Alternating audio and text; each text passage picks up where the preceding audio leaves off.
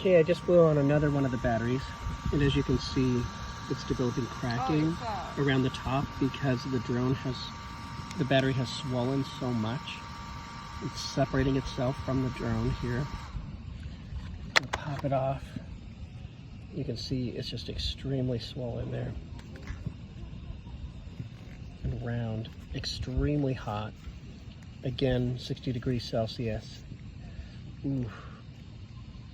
Oh, it's burning my finger.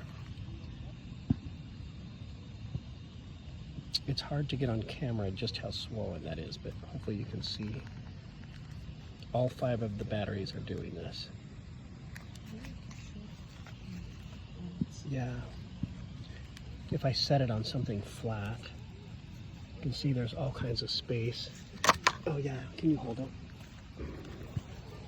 This is a flat cell phone. We're going to set it on there.